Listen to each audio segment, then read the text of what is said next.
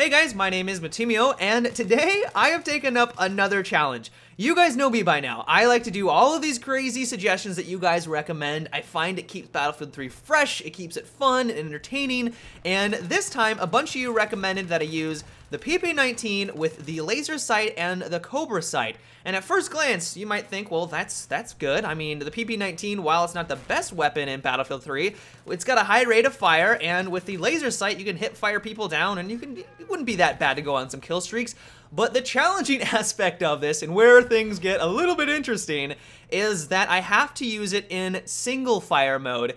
And in all honesty, I actually tried this out a couple of months ago, and during the process of trying to get gameplay for it, I rage quit like almost every match. I was not successful in getting any gameplay. It was very rage inducing, and I said, screw this, I'm gonna put it down and move on to a different challenge. But this time, I decided to bite the bullet and give it another go, and while it was still an absolute nightmare to try to kill anyone with this setup, I was finally able to get at least some interesting gameplay. And so if you're not aware, the PP-19 has, I think, the lowest damage model out of any weapon in Battlefield 3. It only does 16.7 damage up close. Like, that's its highest damage it's going to do to anyone. And then its long range killing potential is 12.5 damage a shot. And so it is going to take you a minimum of 6 shots to drop someone. And the last challenge that I did is I ran around with the MP-443, and while I love that weapon, it is a pistol, and it only takes 4 shots to drop someone up close, so I'm basically going from 4 shots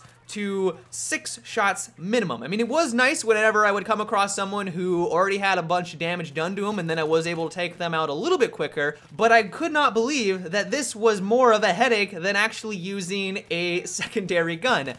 The one nice aspect of this, I guess, is that it does have a lot of rounds in its magazine. It's gonna have 55 bullets at your disposal, and I'm glad that I had that because, once again, like I said, it's either gonna take me 6 shots to drop someone or around 8 to drop someone at a distance, and I am gonna need every single one of those 55 rounds because I am going to be clicking constantly to try to drop people. You'll notice in today's video, like, I will get so many hit markers and I will assume that I will be just about to kill them, and then as they finally realize that they're slowly being whittled down by a bunch of rocks being thrown at their face, they will decide to go behind cover and then regenerate some health. And I can't tell you how many times I died because I would get the drop on someone, and it'd be kind of like medium to long range. I would begin to start to pump them full of bullets, literally pumping them full of bullets, like 6-7 rounds. It was ridiculous. They would finally realize that they were being taken out and then get behind cover, regenerate that health quickly, then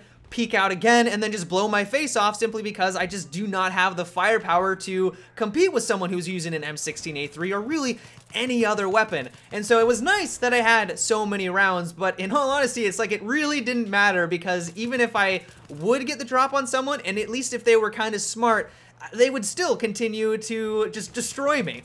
Another kind of redeeming quality of the weapon is that it does have a very fast rounds per minute. It has an RPM of 900. But in all honesty, I could think I'm the greatest Battlefielder out there and that my trigger finger is top notch, but there is no way that I'm gonna be able to take advantage of that 900 rounds per minute. I mean, you literally need to be in full auto mode to get the full extent out of this weapon.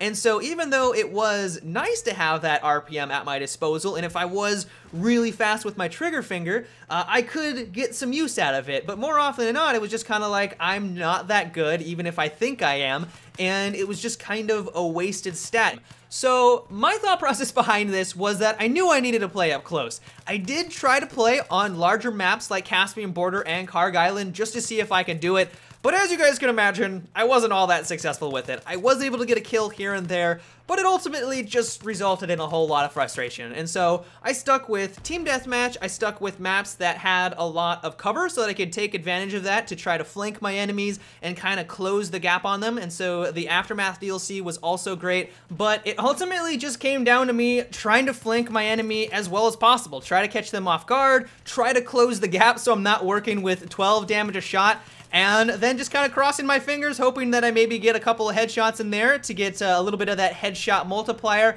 and hope that maybe they're not the best shot as well. So this was a very difficult challenge, and it wasn't easy going on any sort of kill streak. So well done with this suggestion. I would not recommend ever trying this. I don't even know why there is a single shot mode for the PP-19. It just seems ridiculous, and I have no idea why anyone would want to use it. But that is about it for today's video, guys. I hope you enjoyed. If you have a terrible setup that you would like me to try next, let me know down below in the comment section, and also make sure to thumbs up the suggestions you would also like me to try. But until tomorrow, guys, have a good one and take it easy.